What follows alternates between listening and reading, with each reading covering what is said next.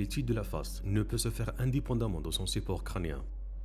Au cœur de cette relation se trouve un phénomène fondamental, la flexion ou pliure de la base du crâne.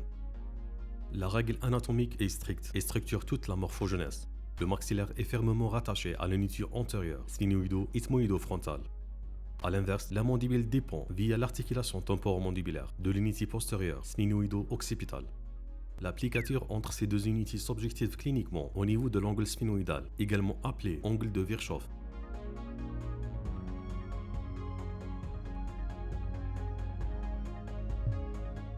Comment s'initier cette dynamique de flexion?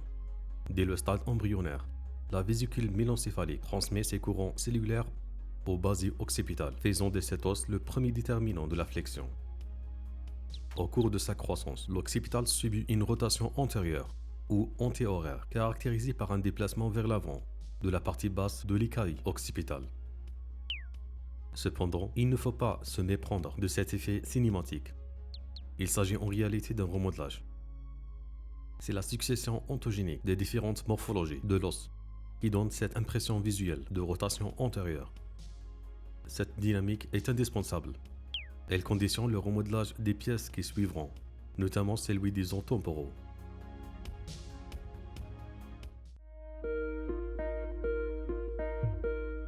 Le deuxième moteur cinétique est le sphénoïde. Comme pour l'occipital, son origine est neurale. La vésicule diencéphalique transmet ses courants cellulaires au futur présphénoïde, tandis que la vésicule mésencéphalique détermine le post-sphénoïde. Ces deux unités restent unies par la synchondrose intra-occipitale. La dynamique sphénoïdale se caractérise par une bascule positive dans le sens de la flexion, c'est-à-dire une rotation horaire. Sur le plan mécanique, la véritable zone de pliure du crâne se situe au niveau de la synchondrose sphéno-occipitale.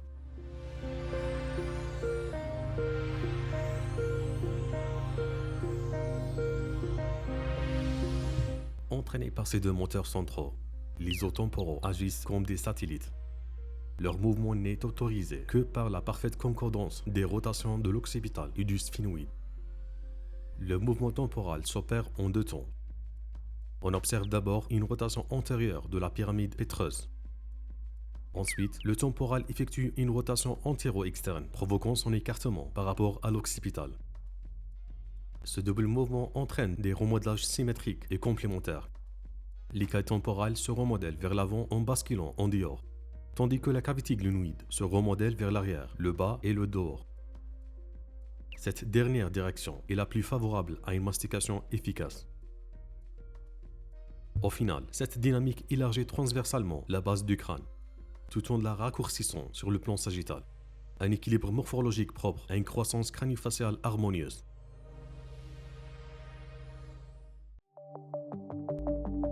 Rappelons le principe organisateur. Le maxillaire est rattaché à l'unité sphéno-ethmoïdale, tandis que la mandibule dépend de l'unité occipito-temporale. C'est cette double dépendance qui explique les répercussions de la flexion sur l'occlusion. Dans le cas d'une flexion modérée et harmonieuse, la rotation horaire du sphénoïde s'associe à la rotation antihoraire de l'occipital. Les apophyses ptérygoïdes descendent et divergent légèrement, abaissant le plan palatin postérieur, pendant que les maxillaires effectuent une rotation externe et les temporaux une rotation antéro-externe. L'équilibre est alors respecté. Mais comment les sphénoïdes agissent-ils concrètement sur le maxillaire? En rotation antérieure, ils séparent les masses latérales de l'ethmoïde, ce qui écarte à l'arrière les deux maxillaires au niveau de la suture palatine. Le sphénoïde remodèle simultanément les apophyses ptérygoïdes par un mouvement de recul et d'écartement. Cette dimension transversale est ensuite transmise aux tubérosités maxillaires par l'intermédiaire des os palatins, fixant ainsi la largeur de l'arcade supérieure en denture temporaire.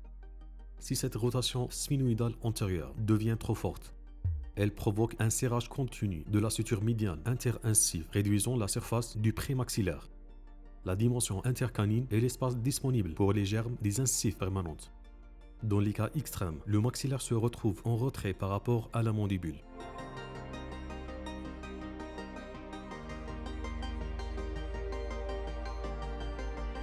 Lorsque cet équilibre est perturbé, deux dysmorphoses opposées peuvent apparaître. Une base des crânes en extension freine la frontalisation des pyramides pétreuses. Les temporaux perdent leur capacité de rotation antéro-externe. Les mouvements de latéralité deviennent quasi inexistants. Et la mandibule se retrouve en rétroposition. A l'inverse, une hyperflexion acquise dès 3 ans entraîne un fonctionnement précoce des temporaux en rotation antéro-externe. Les latéralités gagnent alors en amplitude et stimulent la croissance mandibulaire, ce qui entretient à son tour la dynamique crânienne. La flexion s'accélère et se prolonge au-delà de 6 ans, projetant la mandibule en position très avancée.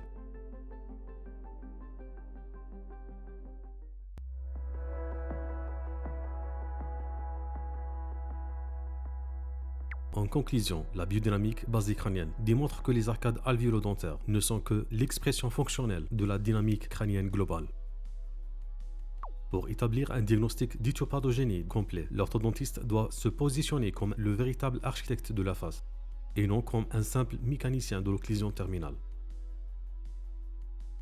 Ce module touche à sa fin. Si ces concepts fondamentaux vous ont aidé à mieux comprendre la morphogenèse faciale, pensez à laisser un pouce bleu et à vous abonner.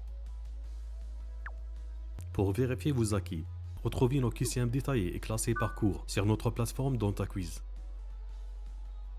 D'ici la prochaine vidéo, rappelez-vous, le savoir sans action est de la folie et l'action sans savoir est une perte de temps. Mettez vos connaissances en pratique.